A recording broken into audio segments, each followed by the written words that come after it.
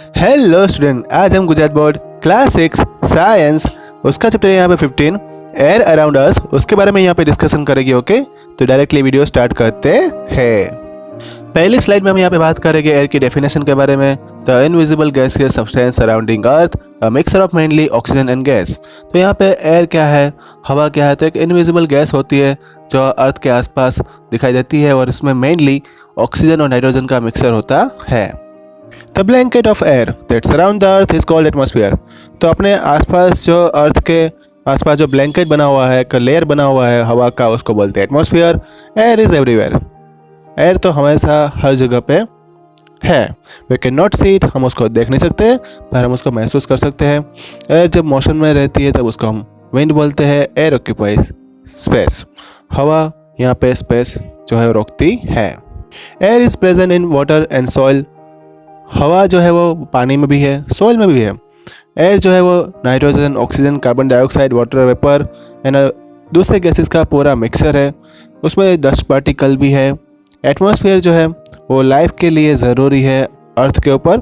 Aquatic animal जो पानी के अंदर डिजोल्व ऑक्सीजन होता है उसको रेस्पिरेशन के टाइम पे लेते हैं। ऐसा नहीं कि वो बिना ऑक्सीजन के रहते हैं, उसका भी रेस्पिरेशन होता है, मतलब मछलियाँ भी रेस्पिरेशन करती है। प्लांट्स एंड एनिमल जो है वो भी एक दूसरे के ऊपर डिपेंडेंट है, ठीक है। उसमें भी ऑक्सीजन जो है वो उसका एक्सचेंज होता है और कार्बन डाइऑक्साइड भी उसी टाइम पे एक्सचेंज हो जाता है। ये प्रोसेस कौन सी है कोई बताएगा? उसका नाम है फोटोसिंथेसिस। नेक्स्ट हम देखेंगे यहाँ पे डिफरेंट लेयर ऑफ एटमॉस्फेयर। तो उसके 4 लेयर है, ट्रोपोस्फियर, स्ट्रेटोस्फियर, मेसोस्फियर, थर्मोस्फियर। यहाँ पे हमें डिटेल में डिस्कशन तो नहीं करनी है, हम यहाँ पे डायरेक्टली बात करेंगे कॉन्स्टिट्यूएंट ऑफ एयर के बारे में। एयर तो मोस्टली जो है नाइट्रोजन और ऑक्सीजन से बना हुआ है।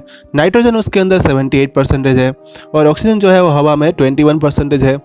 तो बचा जो है 1% उसके अंदर carbon dioxide, water vapour, dust particle और दूसरे गैसेस भी रहते हैं।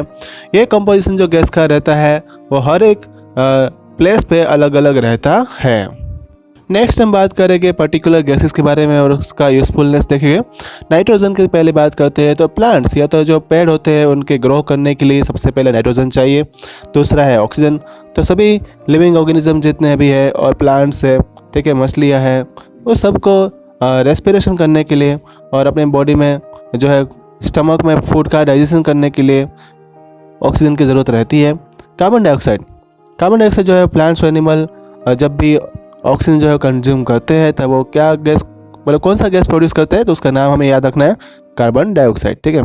ये डायरेक्टली ग्रीन प्लांट जो है वो फोटोसिंथेसिस के टाइम पे इस्तेमाल कर लेगा, मतलब उसको एब्जॉर्ब कर लेगा एटमॉस्फेयर से और इस तरह से गैस का एक्सचेंज एटमॉस्फेयर में होता रहता है। इसलिए हम कहते हैं plants are called lungs of the earth. Plants जो है वो अर्थ के ऊपर एक लंग्स की तरह काम करते हैं। क्यों? क्योंकि वो कार्बन डाइऑक्साइड ले लेते हैं और हमें अपना प्राणवायु ऑक्सीजन प्रोवाइड करते हैं। नेक्स्ट स्लाइड में आ रहा है यहाँ पे वाटर वेपर। तो वाटर वेपर जो है वो वाटर का एवापोरेशन होने की वजह से बनती है। दूसरी बात, अमाउंट ऑफ वाटर वेपर जब हवा में प्रेजेंट रहती है उसको ह्यूमिडिटी भी बोलते हैं। ये हर एक प्लेस पे अलग अलग रहती है। हम देखते हैं रेगिस्तान के अंदर उसका अमाउंट बिल्कुल ना के बराबर होता है और एटमॉस्फेयर में जहाँ जंगल एरिया होता है वहाँ पे ये सबसे ज़्यादा देखने को मिलता है और वहाँ पे इसलिए बारिश भी ज़्यादा होती है। और बारिश करने के लिए ह्यूमिडिटी जो है उसका रहना ज़रूरी है हवा के अंदर, ठीक है। ये बात भी हमें याद रखनी है। इसका अमाउंट जो है वो डे टाइम पे अलग रहता है और नाइट टाइम पे फिर से बदल जाता है। ये भी बात हमें याद रखनी है। ऐसा नहीं कि दिन में अगर जितना रहेगा उतना रात में रहेगा, ये बदलता रहता है। 5th पॉइंट, यहाँ पे एयर के अंदर डस्ट एंड स्मोक पार्टिकल भी होते हैं। स्मोक के अंदर थोड़ी गैस होती है और फाइन डस्ट पार्टिकल होते हैं जो हमारे लिए हार्मफुल है, नुकसानकारक है। दूसरी बात, ये सभी डस्ट पार्टिकल की प्रेजेंट जो है वो हर एक जगह पे टाइम टू टाइम बदलती रहती है और प्लेस टू प्लेस भी ये बदलती रहती है। नेक्स्ट स्लाइड में आ रहा है आखिरी टॉपिक इस चैप्टर का, इंपॉर्टेंस ऑफ एयर। तो उसके बारे में यहाँ पे डिस्कशन करेंगे। एयर जो है वो कोई भी चीज़ को जलाने के लिए ज़रूरत होती है उसकी। हवा जो है ब्रीथिंग के लिए ज़रूरत होती है। प्लांट्स जो है अपना खाना हवा की मदद से ही बनाता है, जैसे कि उसको कार्बन डाइऑक्साइड चाहिए और वो ऑक्सीजन हमें प्रोवाइड करता है। बर्ड्स को उड़ने के लिए भी हवा चाहिए। एरोप्लेन को भी जो है हवा में ही वो उड़ सकता है और एयर प्रेशर की वजह से उड़ता है।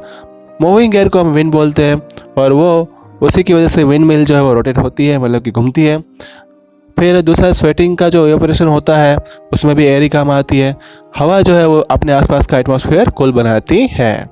तो इतने सारे यहाँ पे इंपॉर्टेंस देख के हम कह सकते हैं कि हवा के बिना अपनी लाइफ भी पॉसिबल है नहीं, इसलिए हमें हवा को हमेशा शुद्ध रखना चाहिए। अब हम यहाँ पे क्वेश्चन आंसर की भी बात कर लेंगे, ठीक है। तो पहला क्वेश्चन यहाँ पे आ रहा है, what is the composition of air. तो एयर के कंपोजिशन के बारे में आप बताइए। सबसे पहले नाइट्रोजन की बात करेंगे तो 78.11%, ऑक्सीजन जो है वो 20.95%, कार्बन डाइऑक्साइड जो है वो 0.03%, अदर गैसेस भी उसमें रहते हैं, वाटर वेपर रहती है, डस्ट पार्टिकल रहते हैं। इसका अमाउंट थोड़ा पॉइंट में आपको गूगल पे सर्च करोगे तो वेरिएशन में देखने को मिलेगा, लेकिन अभी आप ये आंसर लिख सकते हैं क्योंकि ये अपने टेक्स्ट बुक का आंसर है। क्वेश्चन 2 जो है यहाँ पे, which gas is in the atmosphere essential for the respiration. कौन सी गैस अपने रेस्पिरेशन के लिए ज़रूरी होती है, तो वो गैस कौन सी है, ऑक्सीजन। नेक्स्ट स्लाइड में आ रहा है इंपॉर्टेंट क्वेश्चन, एक प्रैक्टिकल क्वेश्चन है, how will you prove that air support burning. किस तरह से हवा जो है वो बर्निंग को सपोर्ट करती है, हमें प्रूव करना है। तो उसके लिए हम 2 शैलो कंटेनर लेंगे और उसमें बर्निंग कैंडल जो है उसको हम फिट कर देंगे, बीच में रख देंगे और उसके बाद पानी भरेंगे अलग अलग लेवल का, एक में ज़्यादा भरेंगे एक में कम भरेंगे, ठीक है। फिर दोनों को हम एक कांच के ग्लास से उसको कवर कर लेंगे, ठीक है। फिर दूसरी बात, अब थोड़ी देर बाद हम देखते हैं कि जिसमें कम पानी भरा हुआ है वो पहले यहाँ पे उसकी कैंडल्स जो है वो बुझ जाती है, और जिसकी मोमबत्ती जिसमें ज़्यादा पानी भरा हुआ था उसके अंदर जो है वो ज़्यादा टाइम लगता है, वो बाद में बुझती है। तो कह सकते हैं कि जिसमें ज़्यादा पानी था उसमें ज़्यादा ऑक्सीजन था, इसलिए वो सपोर्ट कर रहा था, इसलिए वो थोड़ा लंबे समय तक चली और बाद में बुझ गई। लेकिन जिसमें ऑक्सीजन कम था, जिसमें पानी कम था, वो जल्दी बुझ गई। तो इससे प्रूव होता है कि एयर सपोर्ट बर्निंग। अगली स्लाइड में यहाँ पे आ रहा है question number 4, how will you show that air is dissolved in water. किस तरह से हम यहाँ पे प्रूव करेंगे कि वाटर जो है उसके अंदर भी हवा होती है। तो कोई एक टम्बलर रहते हैं, उसके अंदर पानी भर देते हैं, उसको बाद में हम गर्म करते हैं, तो टाइनी बबल्स जो है हवा के वो इनसाइड में हमें देखने को मिलते हैं, वो बाहर निकलते हुए नज़र आते हैं। तो ये बबल्स जो है वो वाटर जब गर्म होना शुरू हुआ था उसी टाइम पे निकलना शुरू हो जाते हैं, तो उसका मतलब ये होना चाहिए this must be air bubbles, और ये एयर बबल्स ही होते हैं। दूसरी बात, this show the water contain air, इसलिए हम कह सकते हैं कि पानी के अंदर भी हवा होती है। अगला क्वेश्चन यहाँ पे 5 आ रहा है, उसमें लिखा हुआ है कि why does a lump of the cotton wool shrink in the river.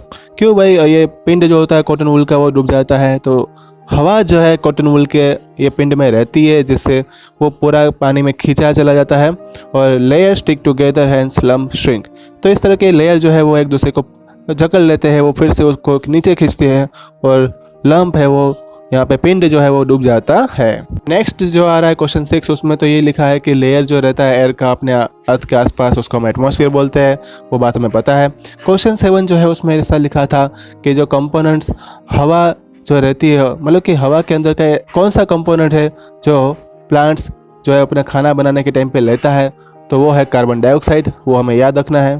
Next question आ रहा है 8, जिसमें हमें 5 एक्टिविटी बतानी है जिसमें हवा के साथ ही वो पॉसिबल हो सकती है। तो पहला उसमें आएगा सीड डिस्पर्सल एंड पॉलिनेशन, दूसरा आएगा सेलिंग ऑफ शिप, तीसरा है उसमें flying of birds and kites, fourth है यहाँ पे gives us oxygen to respiration and helps in rotation of windmills. ये सभी एक्टिविटी में हवा ज़रूरी है और हवा के साथ ही ये एक्टिविटी पॉसिबल हो सकती है। नेक्स्ट और आखिरी क्वेश्चन यहाँ पे आ रहा है, how do plants and animal helps in each others in exchange of gas in the atmosphere.